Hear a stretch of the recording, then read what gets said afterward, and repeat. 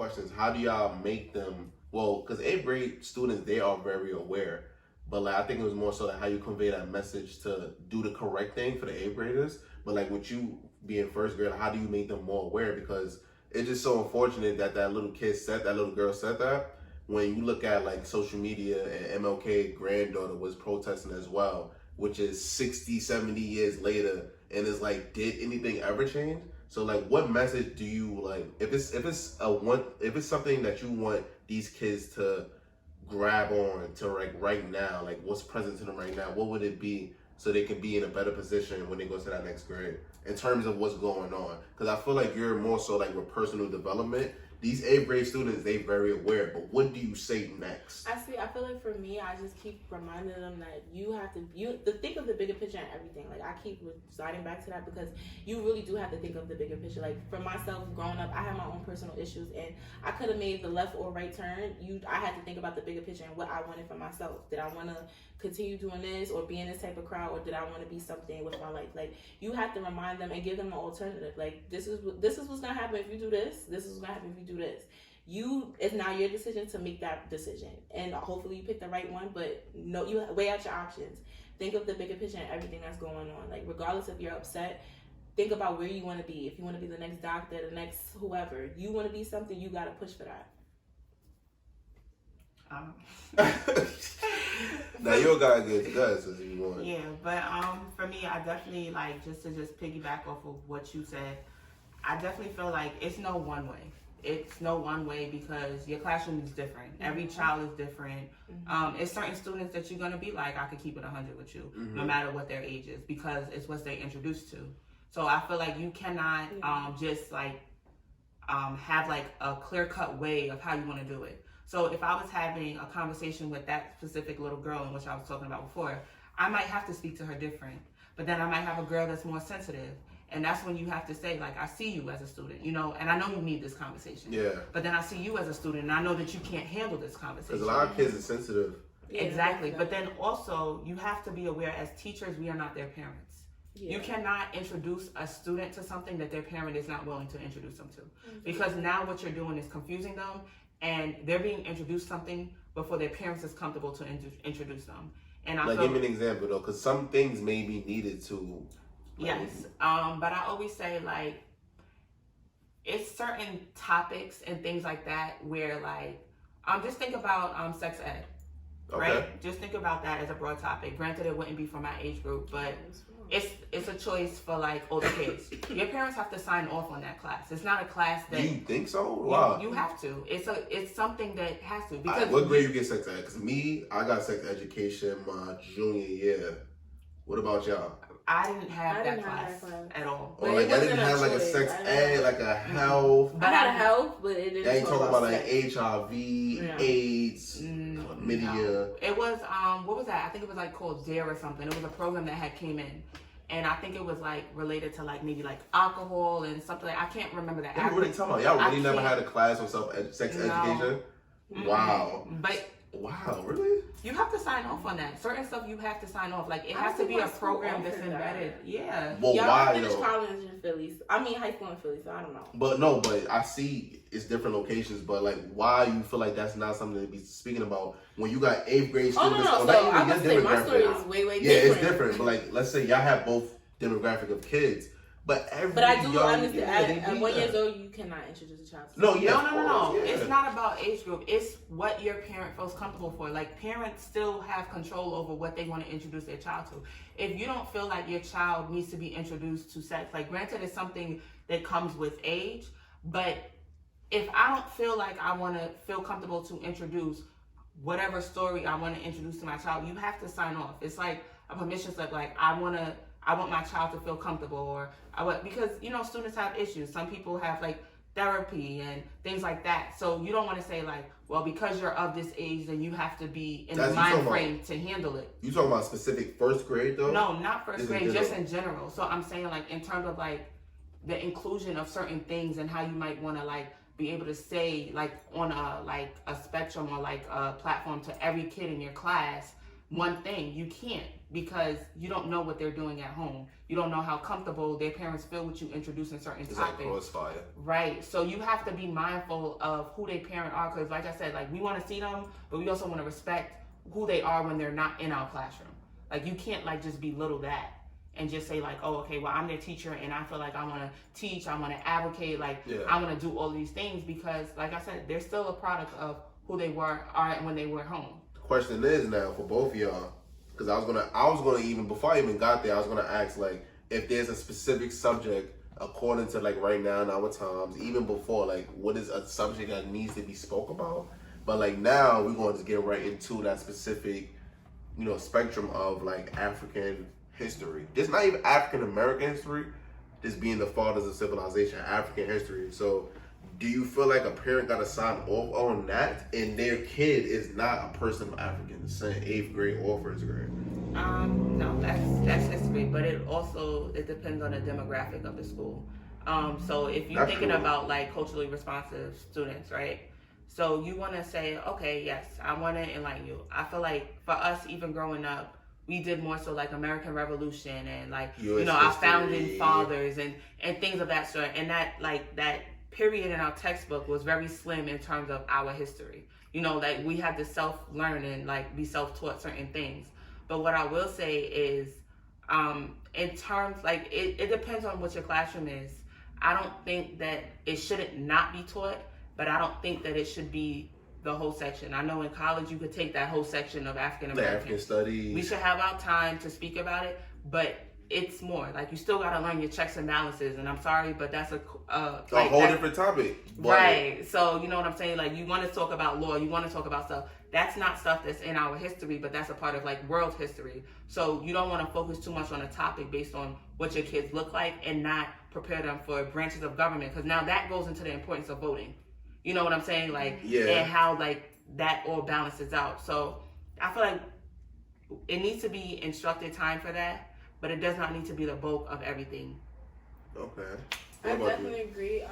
For me, speaking on a subject that I think is important for children is definitely English. And I say that because being literate, I really feel so. Because I've had students in 12th grade that don't know how to write a proper paragraph. Literate in regards of, literate is reading and writing, but like literate in regards of reading or writing? Both.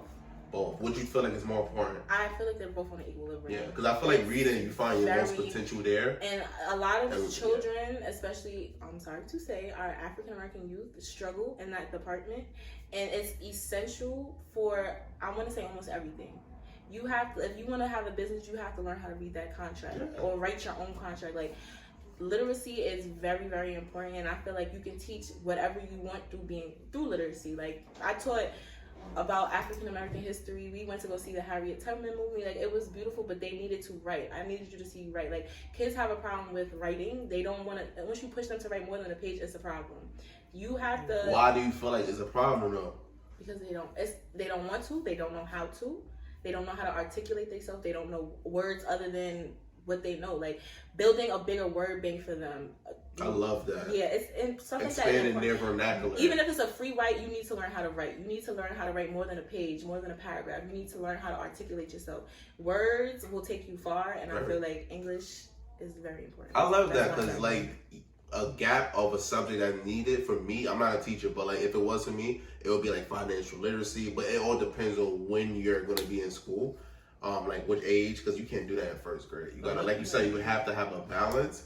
But like, do you agree with Rachel in regards of like you have parents need to sign off on African history in regards of like? So for me, in the beginning of my what was it called? Not semester. Year. Yeah, whatever. We made like a parent consent form sent home, letting them know what we will be teaching for the school year. So it listed that we were going to go see movies based on African American literature. We were going to have poetry, African American literature, just different things. And out of respect for the parent, a consent form was sent home to let you know, because at the end of the day, yes, you did send your kids with me, but parents want to know. Some parents really do care, and they want to know what their child is being taught. So if I did my part, I sent you a slip letting you know. After that, it's all it is. I can teach what I want to teach. I can teach how I want to teach. So you agree? But it's important to let them know. Yeah, Even if it's not only about African American history, just letting them know what's about to be going down in your classroom. Is it a bulk or something minuscule? Like, are you gonna sit there and tell them like you need to know this and go 3-4 hours about their history from back to front? Or are you going to give them a little piece? So for me, the way I like to teach, I like to give you something and let you expand on that, whether it be a project, an essay, something for so I can see that you learned that. Like, I like doing Kahoot. Have you ever did that in school?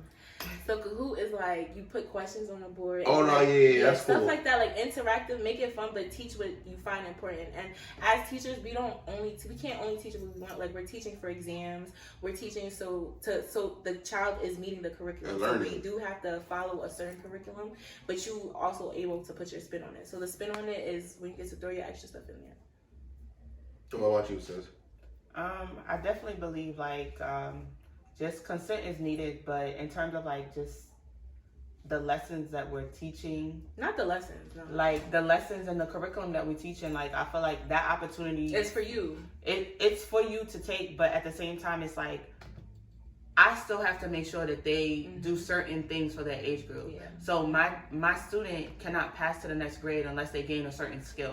So as much as we want to include stuff in the society and the climate of the world, we're still structured to follow a certain template because they need certain skills in order to say like, okay, you're first grade ready, or you're 8th grade ready, or you're ready for high school. So that time period and where we have to like really like tweak certain things we don't have, because you have to follow standards, you have to follow criteria. Right. But I have a question though. In regards to that structure, that curriculum, I don't agree with it. I don't agree with the whole like, of course, it's certain things that you need to get where you're going. Of course, your math, I guess science, but like, of course, I think being in America, you should know American history. But I feel like with me personally, you should know more of the foreign history than that. But like, I don't agree with the curriculum. Do you guys agree with the curriculum that your friends maybe that's teachers that they go through, that you go through, or that you go through? Do you feel like that curriculum is appropriate? Do you feel like it's perfect? Do you feel like it's things that need to be worked on? Like, I feel like, because I don't feel so. I would say it's 50-50. It's 50-50 because I know that there's stuff that I learned that I never used till this day.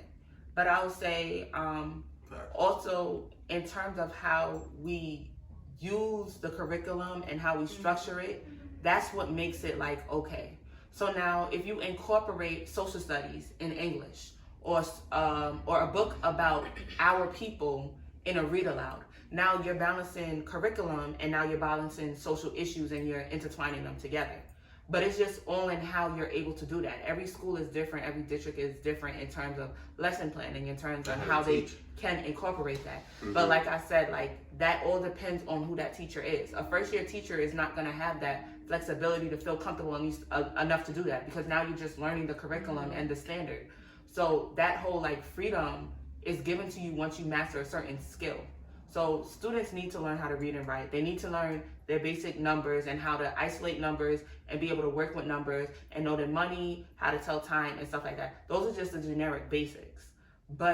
And the reading that comes with phonics, being able to do that. And that's the group that I'm at. Like in terms of like just teaching. You like foundation right now, like principles, things that you need to know. But that's stuff that trickles down for the rest of your life. Right. So those pre-skills from honestly of math and writing and English of first grade to 4th and 5th grade, that builds on to what they're able to write when they're in 8th grade and you ask them to write an essay. So I feel like that's needed. That can never be erased. When it comes to history, now that's the insight that will help you expand on a quote. That's the stuff that will help you expand on writing and expressing things. So granted, we want to introduce them, but as long as it's age appropriate to what they're learning, that introduction to certain topics and stuff like that will help them when they're writing a college essay, when they're writing entrance things, and when they're writing stuff for grants, and when they're writing stuff for scholarships. Those are stuff that is going to set them apart differently because they're knowledgeable on certain topics.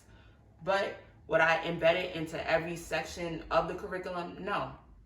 It wouldn't be fair, and it would take away from certain things that they are supposed to learn to just focus on it, because all of that stuff is emotional too. You don't want to sit there and they isolating numbers and thinking about history all the time. You know what I'm saying? Like it's not a distraction, but that right there is not going to allow them to focus on one thing at a time because it's so in their forefront. It's when they go home. It's when they're in school. That's a lot. That's a lot for us to even see it on a daily basis. Yeah, if we read things every 5 seconds, Yeah. like these things are in front of us every second. So like those foundational things that you had to learn at that young age, it's inevitable. You have to learn that. But just really just finding that balance, I think that's like the huge challenge for like teachers today. Because I feel like the world, and not even just teachers, but everyone is just adapting, and people are just like doing things for like the BLM, just movement and just, adapting whatever is going on, but they not really caring for it. So I feel like that's just the generation we live in. Like, I feel like we're just like immune to everything. Like, we like kids, numb almost. Yeah, but kids are too. Like, it's so true. Kids can see somebody. They can see somebody fall, and our reaction, probably younger, was, "Are you okay?" They're gonna laugh. They're gonna look the other way. Like, we're just very immune, and it's trickling down to kids. Like, I feel like even from the games they play, the stuff they see in their own community, like, we're not. I don't want to say we're not trained to care, but we're kind of not. But how do you stop that domino effect? I feel like that's your classroom management, and the class, like what you practice in your classroom, hopefully trickles outside. But just making sure that in your classroom you utilize respect, empathy, just certain things. Expression, your emotions, being respectful is like big in your classroom, because that sets the foundation. They may not practice it anywhere else, but they know in your classroom they can't do certain things. That's not okay. Like, I just feel like practicing your own norms. I got a quick question. It's crazy because it's crazy, but I do want to ask y'all, like, y'all both have children, and they both, young kids, young men, young women, and you probably have little princesses, little princes, right? Do you feel like you are correctly, like, when you see these little boys treating these little women, these little princesses, like, is it correct? Like, no. I want to get into that. Because you in the 8th grade. Yeah, no. When I had high school, I had boys that are very, very disrespectful. Terrible. And the young men today like to put their hands on girls. And that's stuff that, like, you have to see as a teacher, and no, that's not cool. Like, you don't, and as a girl, like, I've asked my students, like, I love her dearly, but I had a student, and she was just like a wild child. And I could not understand why she was so wild, but I adored her, and I just would have to sit her down and have real conversations. And like Rachel said, sometimes you have those kids you have to be real with, and I would really tell her, like, girl, like, you gotta stop, because I'm 23, I have boys hurting my feelings. You cannot be just giving yourself to the world because you think he likes you. Like, stuff like that, you have to talk to him, because she didn't have her mother. Stuff like that plays around. And that's scary though, because she was coming to school with hickeys. Like, girl, no, not in my classroom at least. Like, not doing that here. What about you? It sounds crazy, right? But my first year teaching, I had a student, he was at his cousin's house or whatever. So he decided to text me. Your student? My student texted me. Hold on! Wait, what? Off of operating hours. Off of operating hours. It's 9 p.m.? It's like, maybe I give it like a 6, 7 o'clock. Watching SpongeBob. Whatever they're supposed to be doing, whether it's supposed to be homework or whatever. This child going to text me something like SMD, okay? I don't have to go over that. In the first grade, though? Then had the nerve to send a selfie like, yeah, Miss Ferguson, this was meant for you, right? But then use a whole different name. So for me, it made me feel very uncomfortable, because I'm like, I know I'm a teacher, babe, okay? I know I am. But I had to think to myself, I'm like, okay. Not gonna hold you. I had to bring out the granny dresses, because I'm like, okay, I mean, I dress appropriate, but I'm just, you know what I'm saying? Like, I had to say to myself, as a female teacher, this kid is in first grade. Like, was that message because of how I was carrying myself? I had to be reflective. Like, I'm never going to miss that. What was the context of SMD? Was it SMD? Or no, it was like, hello, is this Miss Ferguson? I said, that's crazy. Good evening. Because it wasn't a number that I had. I said, good evening, how are you? Who is this? The person said, I don't even remember the name you used, but it wasn't a name. It was like, I don't know. It wasn't a name that I knew. It wasn't his name. It wasn't like a random number. name. Yeah. Like, so he probably used something like Nicholas or something like that. and then invited me to say whatever he said. For me, I was appalled. I'm like, who is this? Oh my goodness, haha. And I'm like, only my students would call me Miss Ferguson, you know? So then he sent the picture. I think the picture was like by accident.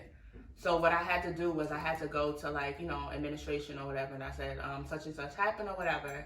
The parent ended up apologizing to me. She was just like, you know, like I have him go to his older cousin's house to do homework and stuff like that.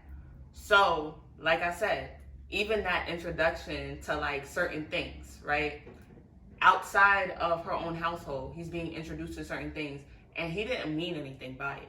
Like that is he was one of my most respectful students. Yes, like, yeah. you know what I'm saying? But just being in an environment that took him out of character to 2.5 seconds, you know what I'm saying? That even made me feel uncomfortable as a teacher. And I'm not to say I don't. Because like, what are you doing right? Are you right? So it made me feel at first. I'm yourself. not gonna lie. In the classroom, that was one of the students that I would be like, oh my goodness, like you do this, and I would come around, you know, do my laps, my academic laps around the classroom, grade his work. But I kind of started to avoid him. I did because I'm like, okay, I don't want to give you any more fuel to your like, you know, the fire. You know what I'm saying? Like. You know, kids do have crushes early. It's natural. You know what I'm saying? And they're like, wow, she's a young teacher or whatever. Even though I tell my kids, I'm in first grade, but I already tell them, I'm like, listen, Miss Ferguson is 80 years old. I look good for my age. I would never tell them I'm a young teacher. I don't want them to think I'm close in age. I don't want to think, like, I take that out the equation. You want to keep it discreet. I do, because even at that age, it's like, a kid is going to see if you're attractive or not. Yeah. They have a whole definition for what it is, so...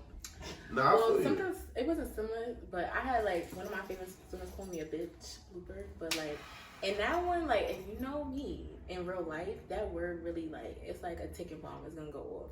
And I had to really separate, like, this is a child and she's in her emotions, she's angry, and I'm gonna handle you accordingly. So. Wait, it was a little girl? No, she was in 12th grade and she got upset. A little girl. Yeah, but they think they're grown, so. Yeah. 12th grade is kind of like next grade. Yeah, they think they're grown, so I forgot what happened, but she wasn't even upset with me. The bitch word just flew to me. And I was like everybody, Jah, you know me, y'all know me, but like I had to really like correct myself, and it was just the way I handled it. Like she came back, apologized. Like I think. So I think you're explaining how you handle your disrespect. You don't get that in first grade, what you did, unfortunately. Right. But how y'all handle that? Like sometimes you put a child in their place, but you don't stoop to their level. If you get what I'm saying, like I'm gonna put you in your place, but I'm not gonna go down. I would never call a child out their name. I would never. Oh, yeah. No, but it's teachers like that. So I would never call a child out their name. I'm not gonna stoop to your level because I think that you're in your feelings, and I'm gonna go home and I'm gonna come back tomorrow. You're gonna want to see me smile. Like you have to learn as a teacher, like. To still smile. No, you gotta let yesterday be yesterday and today be today. Like that. Every day is a new day. You can't. New slate. Yeah, everybody starts on a new slate on a new day. You cannot bring tomorrow's beef. Like we not in the street. I don't have beef with you. Like I'm mad. I was mad yesterday. I'm cool today. But she felt awkward. She knew she was wrong and she felt awkward. So it was like we were kind of not that I was avoiding her because at the end of the day I still gotta teach you. But she like usually that's a student that's always in my face. Always Miss, what you doing? Sorry, y'all. That was really ghetto. But no, that was organic. This is organic. But healthy. I had to like. She kind of was avoiding me, and then one day I think we were all like, it was a bunch of teachers. And she was like, Miss Smith is not talking to me. I was like, well, tell them why. And she didn't want to tell them why. She's like, well, I'm sorry. Because you did that in front of everybody. You know, that's a little. No, because she called me a bitch in front of everybody. So that's different. Nobody called you that, right? People texting you, but not that. She was like, I don't want to say why, but she apologized, and I feel like that was a learning lesson for me because outside of teaching, that really would have got me. But yeah, of course, you're a kid. But it's just finding that balance, though. Yeah, like you gotta put them in their place, but don't stoop to their level. Like you said, be present. Make yesterday, and today. Yeah. Really quick though, I do want to speak about like y'all kept emphasizing like the bigger picture. I have a question. You in the 8th grade, you in the 1st grade. Are you guys really emphasizing college with everything going on right now? Do you feel like college is needed? I feel like HBCUs. When me and my wife have a queen or a king, they're definitely going to HBCU. But like, do you feel like colleges is a necessity in regards of right now, in regards of different avenues of success and just Black-owned businesses or whatever it is? but it's so many different ways to tap in to become a better person right now. Do you guys feel like college is the key? Yes. Yeah, I will always push school.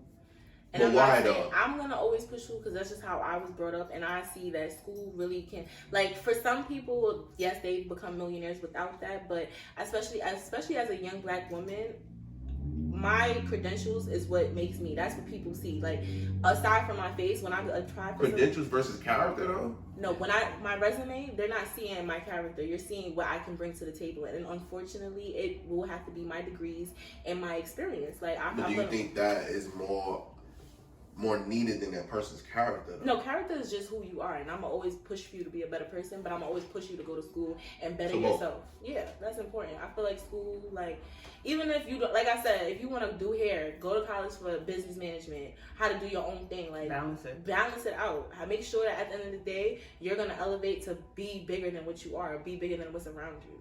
What about you? For me, well, my school is a little bit different. Every classroom is a college university. So that's fine.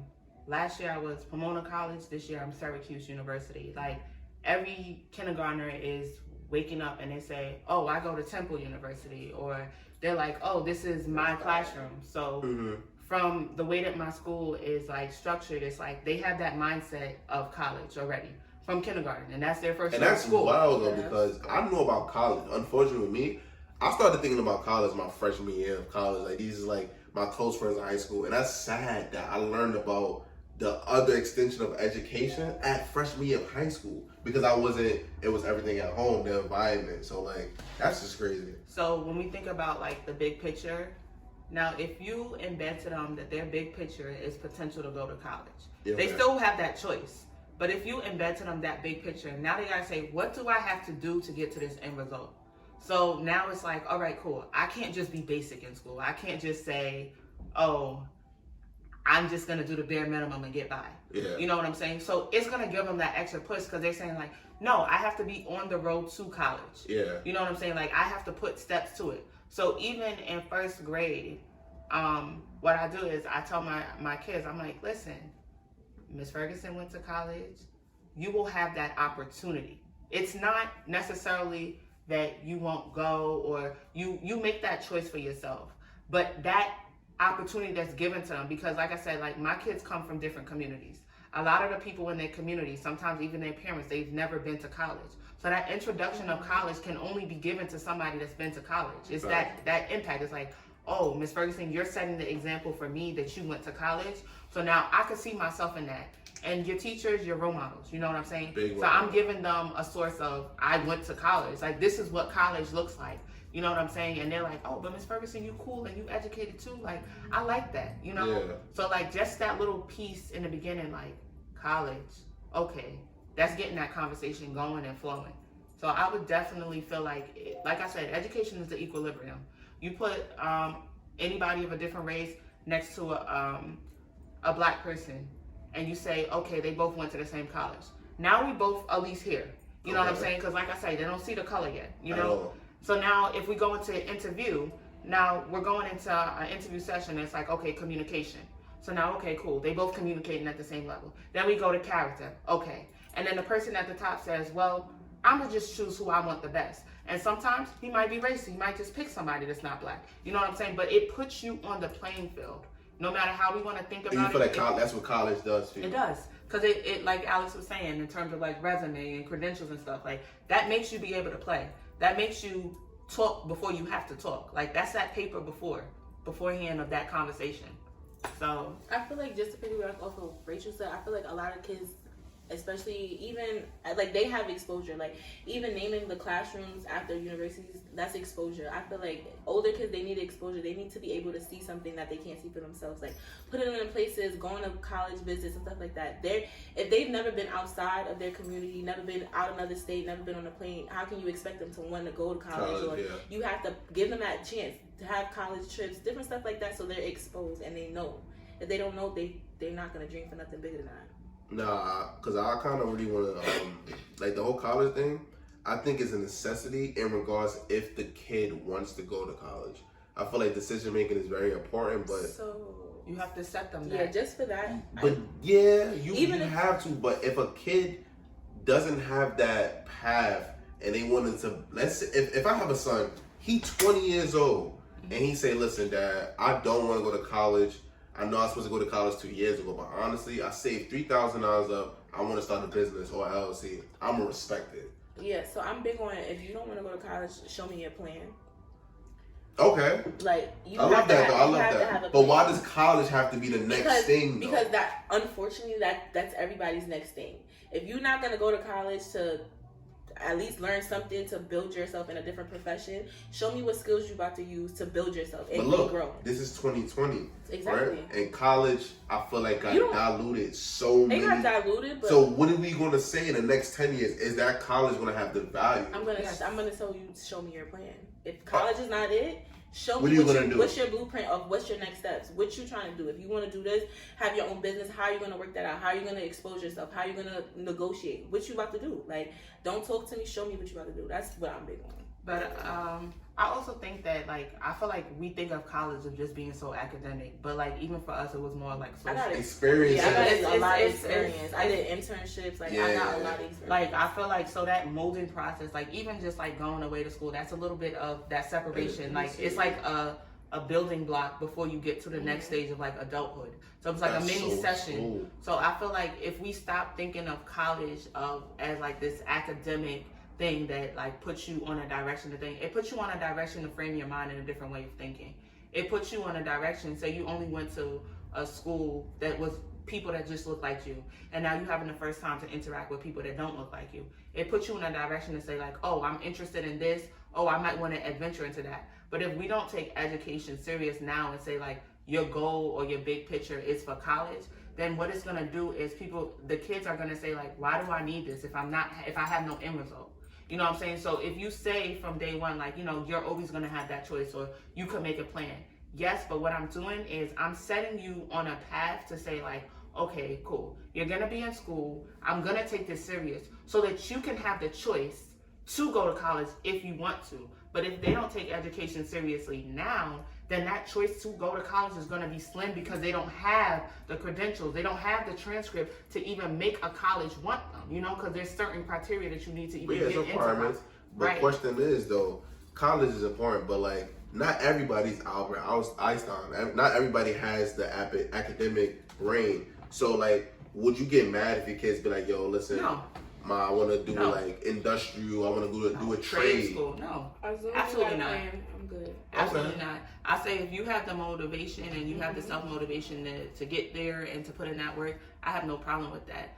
But I feel like I'm never going to take away education and like minimalize it. And make Like, it minuscule. yes. Yeah. So I just feel like as long as you have a touch of education, you have those reading, writing skills, you need that for trade school. You could be good with your hands, but you need that for trade school. You could be a construction worker, but you need to learn how to read a blueprint. Facts. You know what I'm saying? So it's like, Facts. those are stuff that you need in order to do that. So you get your minimum done, you feel like you got to get there, then that's what it is. Real quick, though, like, woo, last question, because that powerful conversation. But last question, because we was on the whole teacher aspect. You know, what do you tell that little girl that reminds yourself of you? What do you tell that little girl, Alex, that reminds yourself of you in both grades? You could even say 1st and 8th grade, and you go in both grades.